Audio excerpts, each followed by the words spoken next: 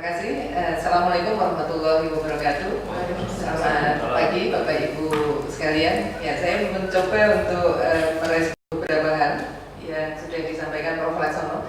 Hanya mungkin mengawali sedikit dengan ini lebih terkait dengan SDM dosen pasca. Kebetulan kemarin itu kami berdiskusi kaitannya dengan track peneliti ya Pak Laksono. Di universitas itu hanya ada dosen, staf pendidik, dan staf kependidikan. Nah, kami mendiskusikan dengan beberapa universitas lain itu terkait dengan kenapa sih di UGM ini tidak boleh punya, tidak hanya di UGM, tidak boleh punya kategori peneliti. Nah, lalu ketika berdiskusi ini lucu juga, salah satu barrier yang muncul dalam penelitian, barriernya adalah teaching. Loh, padahal teaching ini memang rohnya kita gitu di pendidikan. Tridharma itu kan depannya pendidikan. Jadi mungkin konteksnya memang saya tidak tahu juga ini. Ada nggak data yang menunjukkan sebetulnya beban mengajar seseorang ketika dilihat lintas prodi maupun lintas tingkat prodi S1, S2, S3 itu seberapa besar?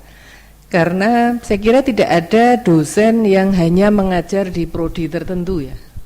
Pasti di banyak prodi dan di banyak tingkatan. Nah, kemudian yang terjadi yang lain adalah fenomena L4 ini lu lagi gitu ya.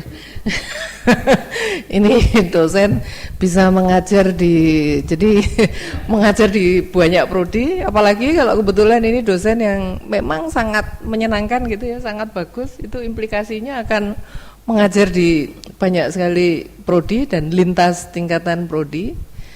Dan ketika kami berusaha melihat, ayolah, ini prodi-prodi yang di tempat kami juga bervariasi, ada yang mahasiswanya sangat sedikit, ada yang sangat banyak. Baru ingin bicara untuk efisiensi pelaksanaan mata kuliah yang itu sifatnya generik, misalnya metode penelitian itu kan ya generik, ya ada spesifikasi tapi tidak terlalu banyak. Ini sudah muncul isu, wah kita mau di satu sisi efisiensi gitu, 2 prodi bisa bergabung, kalau digabung mahasiswanya 30, kemudian bisa lebih efisien. Tetapi juga ada isu lain, waduh berarti ada dosen-dosen yang kemudian tidak mengajar di prodi itu. Wah, ini juga kemudian menjadi sensitif, sehingga terus terang memang dalam kenyataannya prodi itu mungkin hampir tidak ada ya Pak Laksono ya, mata kuliah yang kita bicara lintas prodi dalam satu fakultas saja. Saya kira sudah tidak ada itu di tempat kami. Semua sudah sibuk dengan dirinya sendiri-sendiri, maksudnya prodinya sendiri-sendiri dengan mata kuliahnya sendiri-sendiri, sehingga pengembangan lintas prodi pun pada kenyataannya mungkin bisa dikatakan tidak ada.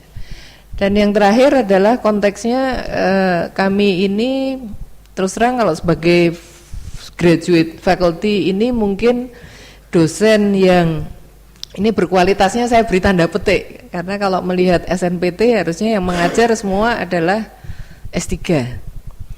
Kami kenyataannya pengampunya semua S3, tetapi yang mengajar tidak semua S3.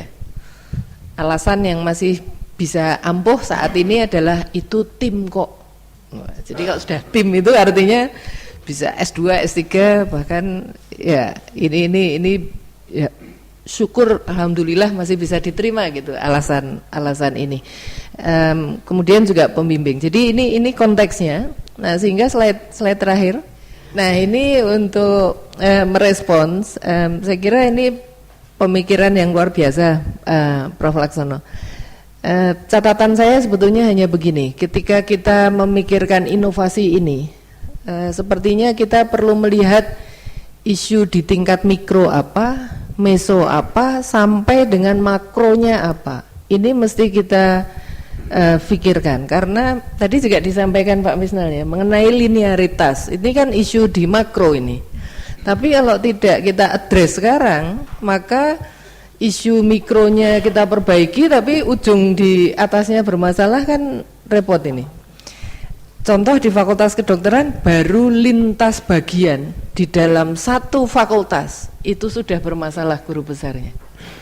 Ini belum lintas fakultas loh, baru lintas bagian di dalam satu fakultas itu sudah sangat bermasalah. Kasihan juga pada dosen yang bersangkutan.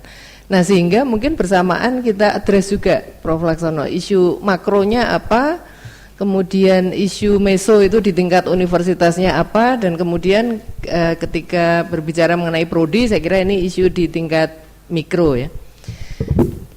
Poin yang kedua, prioritas bidang ilmu, ini maksudnya demikian. Kami di Fakultas Kedokteran, kalau pembaginya itu hanya dosen tetap. Dosen tetap ini Dokdiknis kami keluarkan misalnya, itu jumlah dosen sekitar 240. Jumlah guru besar itu hanya plus minus 10%. Artinya untuk kebutuhan professorship di bidang-bidang utama di Fakultas Kedokteran itu jauh sekali kalau kita bandingkan dengan Korea gitu ya. Seoul National University itu setidaknya 30% lebih guru besar. Sehingga ini mungkin menjadi satu pertimbangan bagi seorang profesor atau calon profesor yang ingin seperti tadi diusulkan oleh dua fakultas. Karena di fakultas asalnya saja kebutuhan untuk bidang itu mungkin kebutuhan guru besarnya masih belum terpenuhi. Jangankan mau lintas fakultas. Ini mungkin salah satu pertimbangan saja ya. Kemudian juga apa sih daya tarik dan insentifnya? Ya ini saya kira juga harus kita bicarakan secara terbuka ya, baik finansial maupun non finansial. Yang diceritakan Prof. Laksono tadi menarik, yang Profesor Byron itu ya, insentifnya dia bisa menjadi kepala bagian, padahal beliau second appointment di sana, tetapi bisa menjadi kepala bagian. Nah itu kan juga insentif. Sistem di kita secara formal mungkin belum ada. Saya kira ini di tingkat meso nih, di tingkat universitas perlu dibuka memang sistem first appointment dan second appointment. Kalau ini memang akan direspon secara memadai. Akreditasi saya tuh selalu bingung juga kalau akreditasi, karena home base dosen itu di prodi. Saya bilang mana ada sih home base dosen di prodi gitu. Home base dosen itu bagian.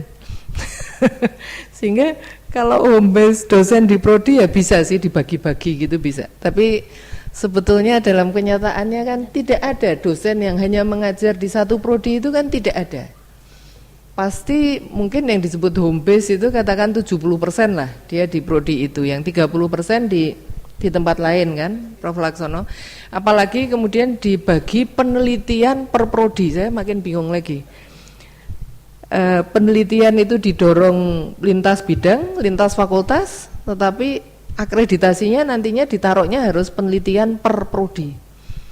Jadi ini sistem makronya banyak yang perlu kita beresi juga nih Pak Laksono kalau akan ke sana, supaya kita nggak di bawah bisa kemudian di atas mentok gitu. Itu yang masih saya pikirkan, sehingga seharusnya bisa Pak Laksono. Tapi kalau kita tidak address isu makronya, saya terus terang agak khawatir apakah ini memang ya will it work itu.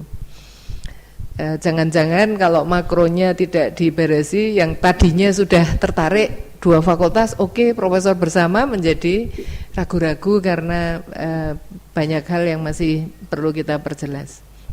Ya saya kira itu Pak Laksono komentar saya. Terima kasih Bapak Ibu. Assalamualaikum warahmatullahi wabarakatuh.